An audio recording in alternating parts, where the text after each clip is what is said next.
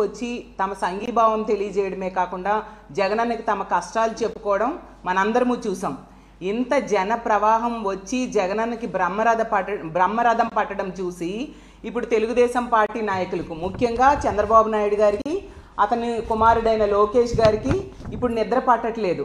మళ్ళీ ఒక కొత్త డైవర్షన్ పాలిటిక్స్కి తెరలేపిన సంగతి మన అందరం చూసాం. మళ్ళీ దిగజారుడు రాజకీయాలు ప్రారంభించేశారు. దానికేమో మహిళల్ని వాడుకుంటూ ఉన్నారు. ఎంత దారుణం, ఎంత దుర్మార్గం అర్థం చేసుకోవచ్చు. ఇంతగా తప్పుడు రాజకీయాలు మహిళల్ని పెట్టి చేయడం ఎంతవరకు సమంజసమని నేను అడుగుతూ ఉన్నాను. ప్రజలు వేలాదిగా తరలొచ్చి జగనన్నకి బ్రహ్మరథం పడుతూ ఉన్నారు. కానీ అధికారంలో ఉండి కూడా మీరు వెళ్తే ప్రజలు అంతగా రావట్లేదు. కాబట్టి దీన్ని చూసి సహించలేక ఇలా మహిళలను అడ్డం పెట్టుకొని రాజకీయాలు చేస్తూ ఉన్నారు. నిజం చెప్పాలంటే మహిళల్ని పంపింది మీరే, అక్కడికి పంపడమే కాకుండా వెనక టీడీపీ కార్యకర్తలను పెట్టి మా దాడులు చేయించింది మీరు. మళ్ళీ తిరిగి మా పార్టీ వాళ్ళ మీద ఎదురు దాడి చేయడం ఎంతవరకు సమంజసం? అసలు జగన్మోహన్ రెడ్డి గారు ఎందుకు క్షమాపణ చెప్పాలి? జగనన్న ఎప్పుడైనా మహిళలకి ఏమైనా మాట అన్నారా? అసలు తీసుకుంటే మీ నాయకుడైన చంద్రబాబు నాయుడు గారి లాగా కోడలు మగబిడ్డను కంటానంటే అత్త వద్దంటుందా అని అలాంటి డైలాగ్స్ ఎప్పుడైనా జగనన్న ఏ రోజైనా అన్నారా? మరి ఎందుకు జగన్మోహన్ రెడ్డి గారి మీద ఎలాంటి మాటలు, ఎలాంటి సంస్కృతికి మీరు తెరలేపారు అని నేను అడుగుతూ ఉన్నాను. అసలు మహిళల నిరసన పేరిట గత 3 రోజులుగా చూస్తున్నాము రాష్ట్ర వ్యాప్తంగా అరాచకాలు, అన్యాయాలు చేస్తూ ఉండే పరిస్థితి. మహిళల్ని మీ స్వార్థ రాజకీయాలకు, విష రాజకీయాలకు వాడుకోవడం ఎంతవరకు సమంజసమని నేను అడుగుతూ ఉన్నాను. అడుగడుగున కూడా మహిళలనేమో వాళ్ళకి ఇచ్చిన హామీలు మీరు అమలు చేయలేదు సరికదా. మీరు ర్యాలీలకి వాడుతూ ఉన్న మహిళలకైనా కనీసం మీరు తల్లికి వందనం ఇచ్చారా? ఆసరా ఇచ్చారా? చేయూత ఇచ్చారా? అది ఇవ్వడం మీద దృష్టి పెట్టండి. ఇలాంటి కుట్ర రాజకీయాలకు, విష రాజకీయాలకు మహిళల్ని వాడుకోవడం మానేయాల్సిందిగా మీకు హితవి పలుకుతూ ఉన్నాను. అలాగే ఈ సీన్లో మొత్తం కథ, స్క్రీన్ ప్లే, డైరెక్షన్ అంతా కూడా చంద్రబాబు నాయుడు గారు, లోకేష్ గారు చేసి మళ్ళీ తిరిగి మా పార్టీ వాళ్ళ మీద విమర్శించడం ఎంతవరకు సమంజసమని నేను అడుగుతూ ఉన్నాను. అసలు నిజం చెప్పాలంటే మహిళల్ని అడ్డం పెట్టుకొని రాజకీయాలు చేయడం, ఇలాంటి దిగజారుడు రాజకీయాలు చేయడం మొదటి నుంచి కూడా మీకు అలవాటే అనేది క్లియర్గా అర్థమవుతూ ఉంది. కాబట్టి ఎప్పటికైనా మహిళల్ని గౌరవించే పార్టీ ఏదైనా ఉందంటే అది మా వైఎస్ఆర్ కాంగ్రెస్ పార్టీ.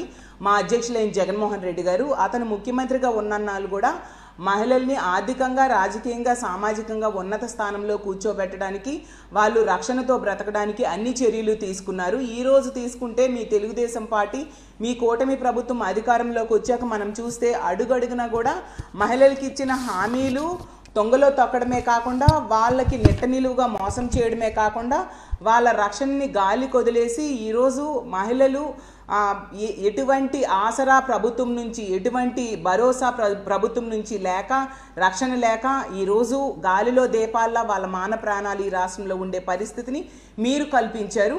ఇలాంటి దాడులకి, ఇలాంటి ర్యాలీలకు కూడా మహిళల్ని వాడుకుంటూ వాళ్ళని రోడ్ల మీద తిప్పుతున్నారు మీరు. కాబట్టి ఎప్పటికైనా మీరు బుద్ధి తెచ్చుకొని మహిళలను అడ్డం పెట్టుకొని రాజకీయాలు చేయడం మానుకోండి. అలాగే ఇలాంటి చర్యలు మానుకోకపోతే ప్రజలే మీకు రానున్న రోజుల్లో తగిన బుద్ధి చెప్పడానికి సిద్ధంగా ఉన్నారని తెలియజేస్తున్నాను.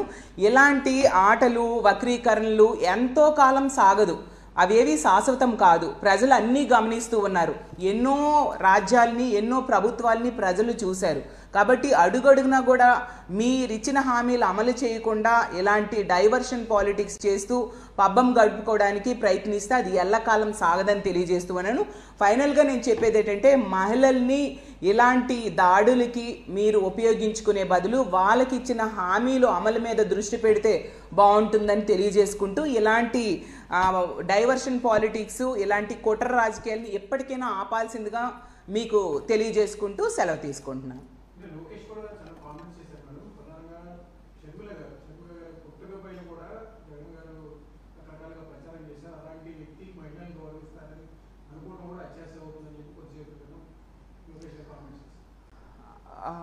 మీరు చూస్తూ ఉన్నారు, జగన్మోహన్ రెడ్డి గారు ఎప్పుడు మహిళలకి ఎంతో గౌరవించే వ్యక్తి.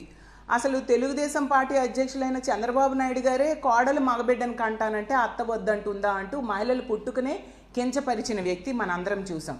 అలాగే ఆ రోజు స్పీకర్గా ఉన్న కోడెల శివప్రసాద్ గారు ఏమన్నారు ఆడది వంటింట్లో ఉండాలి, కారు షెడ్లో ఉండాలి అంటూ చాలా నీచంగా తక్కువ చేస్తూ మాట్లాడడం జరిగింది. ఎందుకు ఆ ఎమ్మెల్యే అయిన బాలకృష్ణ గారు ఏం చెప్పారు, మహిళలకి కడుపైనా చెయ్యాలి, ముద్దైనా పెట్టాలి అంటూ చాలా అంటే మాటల్లో చెప్పలేనంత దారుణంగా మాట్లాడడం జరిగింది. ప్రతి సందర్భంలో కూడా మహిళల్ని కించపరుస్తూ మాట్లాడింది మీ పార్టీ నాయకులు. అలాగే మీ పార్టీ నాయకులు ఇష్టం వచ్చినట్టుగా మహిళల్ని తక్కువ చేస్తూ అవమానిస్తూ వాళ్ళకి ఇచ్చిన హామీలు అమలు చేయకుండా మీరు పబ్బం గడుపుకుంటూ ఉండే పరిస్థితి. మహిళా సాధికారత కోసం, మహిళా రక్షణ కోసం, మహిళలను ఆర్థికంగా ఉన్నత స్థానంలో కూర్చోబెట్టడం కోసం జగనన్న పెద్దపీట వేయడం జరిగింది. మహిళలకి ఎంతో గౌరవించే వ్యక్తి గౌరవ మా అధ్యక్షులైన జగన్మోహన్ రెడ్డి గారు అనేది ఈ రాష్ట్ర ప్రజలందరికీ కూడా తెలుసు. అసలు జగనన్న ముఖ్యమంత్రిగా ఉన్నంతకాలం కూడా తమ సొంత అన్న ముఖ్యమంత్రిగా ఉంటే ఎలాంటి భద్రతా భరోసా పొందుతారో అంతటి భద్రతా భరోసాని ఈ రాష్ట్రంలో ఉన్న మహిళలు పొందిన విషయం అందరికీ తెలుసు. అసలు కూటమి వాళ్ళు ఎన్నికల టైంలో చెప్పిన అబద్ధపు హామీలు నమ్మి ఓట్లేసిన వాళ్ళు ఈరోజు బాధపడుతూ ఉన్నారు. గుడిలో ఉన్న దేవుడిని వెలివేసి మళ్ళీ దేవుడు రావాలని ఇప్పుడు ప్రార్థనలు చేస్తున్నామే, అలాంటి పరిస్థితి మాకుందని ఈరోజు బాధపడుతూ ఉండే పరిస్థితి. జగన్మోహన్ రెడ్డి గారు ఈసారి ముఖ్యమంత్రి కాకపోవడంతో సంవత్సర కాలంలోనే ఎన్నో కష్టాలు ఈ రాష్ట్ర ప్రజలు అనుభవిస్తూ ఉన్నారు. ముఖ్యంగా మహిళలు అనుభవిస్తూ ఉండే పరిస్థితి మనం చూస్తూ ఉన్నాము. వీళ్ళ దిగజాడు రాజకీయాలకి, తప్పుడు రాజకీయాలకి మహిళల్ని వాడుకోవడం, దాన్ని మేము తీవ్రంగా ఖండిస్తూ ఉన్నామని తెలియజేస్తూ ఉన్నాను.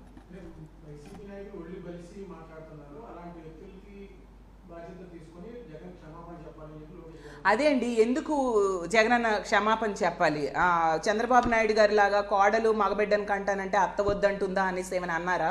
లేదంటే కోడెల శివప్రసాద్ గారి లాగా ఆడది వంటింట్లో ఉండాలి, కారు షెడ్లో ఉండాలి అంటూ అలాంటివి ఏమైనా మాటలు లేదా బాలకృష్ణ గారి లాంటి మాటలు ఏమైనా అన్నారా? ఎప్పుడైనా మహిళల్ని పల్లెత్తి ఒక మాట అన్నారా? ఏ రోజు కూడా తల్లి అమ్మ అంటూ ఎంతో గౌరవంగా మాట్లాడే వ్యక్తి. అంతేకాకుండా తన పాలనలో ఇచ్చిన హామీల్లో మ్యాక్సిమం లబ్ధిదారులుగా మహిళల్నే చేసిన సంగతి మనం చూసాం. ఆ ఇచ్చిన హామీల్లో 99% నెరవేర్చిన సంగతి కూడా మనం చూసాం. మహిళల్ని రాజకీయంగా, ఆర్థికంగా, సామాజికంగా ఉన్న స్థానంలో కూర్చోబెట్టారు జగన్మోహన్ రెడ్డి గారు. అలాగే తీసుకుంటే మహిళల రక్షణ కోసం పెద్దపీట వేయడం జరిగింది. ఇలా అన్ని రకాలుగా మహిళల్ని ఉన్నత స్థానంలో కూర్చోబెట్టిన వ్యక్తి ఎందుకు క్షమాపణ చెప్పాలి? వాళ్ళంతటా వాళ్ళదే కథ, వాళ్ళదే స్క్రీన్ ప్లే, వాళ్ళదే డైరెక్షన్ అంతా వాళ్ళదే అయ్యుండి మహిళల్ని వాళ్ళే పంపి ఆ మహిళల వెనక టీడీపీ కార్యకర్తల నుంచి దాడులు వాళ్ళే చేయించి మళ్ళీ తిరిగి మా వాళ్ళ మీద బ్లేమ్ చేయడం ఎంతవరకు సమంజసమని నేను అడుగుతూ ఉన్నాను. అంటే మహిళల్ని ఎంతసేపు ఇలాంటి ర్యాలీలకు వాడుకునే బదులు వాళ్ళకి ఇచ్చిన హామీలు అమలు మీద దృష్టి పెడితే బాగుంటుందని నా ఉద్దేశం అని తెలియజేస్తూ ఉన్నాను.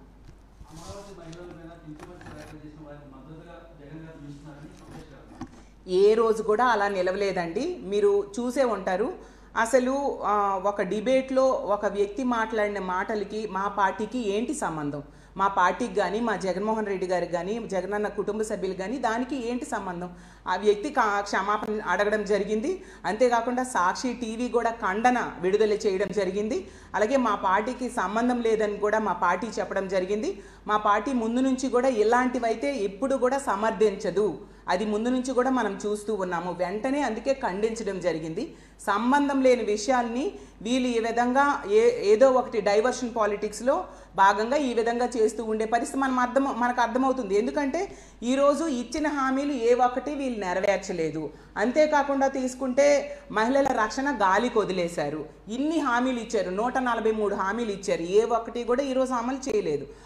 అంతేకాకుండా ఈ కూటమి ప్రభుత్వం అధికారంలోకి వచ్చాక ఛార్జీలు, విద్యుత్ ఛార్జీల ధరలు విపరీతంగా పెరిగిపోయాయి. అలాగే రిజిస్ట్రేషన్ ఛార్జీలు విపరీతంగా పెరిగిపోయి, మరీ ముఖ్యంగా నిత్యావసర సరుకుల ధరలు కూడా విపరీతంగా పెరిగిపోయాయి. కూటమి అధికారంలోకి వచ్చాక చంద్రబాబు నాయుడు గారు ముఖ్యమంత్రి అయ్యాక మనం చూసాం, అప్పులు 1,65,000 కోట్ల రూపాయలు, 1,65,000 కోట్ల రూపాయలు కేవలం సంవత్సర కాలంలో చంద్రబాబు నాయుడు గారు ముఖ్యమంత్రి అయ్యాక చేయడం జరిగింది. గతంలో జగన్మోహన్ రెడ్డి గారు 5 ఏళ్ళు కలిపి 3,30,000 కోట్లు అప్పులు చేస్తే అందులో సగం అప్పులు సంవత్సర కాలంలోనే చంద్రబాబు నాయుడు గారు చేసేశారు. అంటే పూర్తిగా పాలనా వైఫల్యం క్లియర్గా కనిపిస్తూ ఉంది. అంతేకాకుండా మనం చూస్తే మహిళల రక్షణ ఏ విధంగా గాలికి వదిలేశారు అనేది ఈ జరుగుతున్న సంఘటనలు బట్టి మనం రోజు చూస్తూ ఉన్నాం.